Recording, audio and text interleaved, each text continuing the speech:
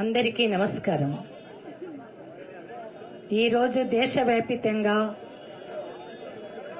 కేంద్రంలో బీజేపీ నిరంకుశ ప్రభుత్వానికి వ్యతిరేకంగా జరుగుతున్న నిరసన కార్యక్రమాలలో లక్షలాదిగా కోట్లాదిగా ఇండియా కూటమి పార్టీలకు సంబంధించిన కార్యకర్తలు నాయకులు అందరూ కూడా పాల్గొంటున్నటువంటి విషయం మనందరికీ తెలుసు.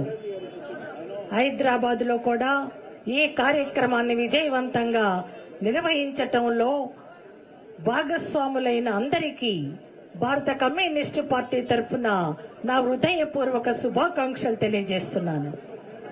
ఈరోజు పార్లమెంటు నుంచి 146 మంది సభ్యులను సస్పెండ్ చేయటం అంటే భారతదేశ చరిత్రలోనే కాదు, ప్రపంచ రాజకీయ చరిత్రలోనే ఏ దేశంలో కూడా ప్రజాస్వామ్యాన్ని ఇంత దారుణంగా, ఘోరంగా, కిరాతకంగా కూని చేసినటువంటి సంఘటనలు మనం వినలేదు ఇప్పటి వరకు. ఈ దేశంలో ఇంతమందిని సస్పెండ్ చేయటం ద్వారా బిల్లులను ఏకపక్షంగా ఆమోదింప చేసుకోవటానికి, ఎలాంటి చర్చ లేకుండా ఆమోదింప చేసుకోవటానికి వెనుక దాగి ఉన్న కుట్రగా ఈ దేశంలో మేమేం చేసినా కూడా మాకు ఎదురు లేదు అని చెప్పటానికి జరిగిన ప్రయత్నంగా నేను పేర్కొంటున్నాను.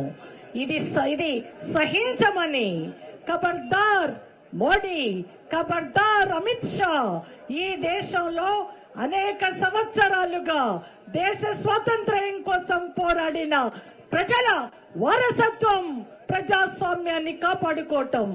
ఈ దేశ ప్రజాస్వామ్యం ప్రపంచ దేశాలలోనే వర్ధిల్లుతూ అతిపెద్ద ప్రజాస్వామిక దేశంగా వర్ధిల్లుతున్నటువంటి ఈ దేశంలో సస్పెండ్ చేయటం ద్వారా ఈ దేశంలో ప్రజాస్వామ్యాన్ని కొని చేస్తామంటే ఖబర్దార్ సహించమని హెచ్చరిక చేస్తా ఉన్నాం. ఈ వేదిక నుంచి ఈ రోజు నిరసనలకు పరిమితమయ్యాం. రేపు ఈ దేశంలో నీ పాలన స్తంభింప చేస్తామని హెచ్చరిక చేస్తా ఉన్నాం. అందుకోసమే ఈ కార్యక్రమంలో పాల్గొన్న అందరము కూడా ఈ రోజు పార్లమెంటులో ఆమోదింపబడినటువంటి ఆ బిల్లులన్నింటినీ చూస్తే సంవత్సరాల న్యాయశాస్త్రానికి సంబంధించిన చరిత్ర ఉంది.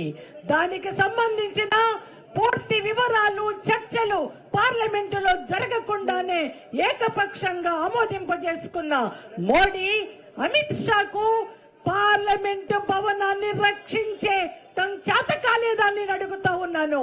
పార్లమెంట్ భవనం అట్లాగే పార్లమెంటు సభ్యుల భద్రత కోసం ప్రశ్నించిన గొంతులను నువ్వు నొక్కివేస్తాను అంటే ఏం రక్షిస్తావు? ఈ దేశంలో నువ్వు ఎవరిని కాపాడుతావు అని నేను అడుగుతా ఉన్నాను. ఈ రోజు స్పీకర్ గా ఉన్న ఓం ప్రకాష్ ఆయన గారు నిన్ననే ఈ రోజు సోషల్ మీడియాలో వైరల్ అవుతా ఉంది. కాకి నెక్కర్, వైట్ షర్ట్ వేసుకొని ఆర్ఎస్ఎస్ డ్రిల్లో పాల్గొంటున్నట్లుగా. ఆర్ఎస్ఎస్ నిరంకుశత్వం, బీజేపీ నిరంకుశత్వం, మోడీ, అమిత్ షాల నిరంకుశత్వం కొనసాగనీయం. ఈ దేశంలో భారతీయులంగా ఈ దేశానికి స్వాతంత్ర్యం కావాలని నిరంకుశ పరిపాలన సాగించిన బ్రిటిష్ మూకర్లకు వ్యతిరేకంగా పోరాడి స్వాతంత్రం సాధించుకున్నాం.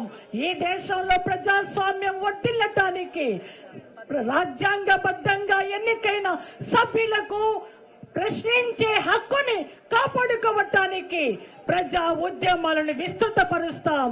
ఈ దేశంలో పరిపాలన సాగాలి అంటే ప్రజాస్వామికయుతంగా సాగాల, లేకపోతే ఇంటికి వెళ్లాలా, రాజీనామాలు చేసి ఆ పద్ధతులలో కొనసాగాల.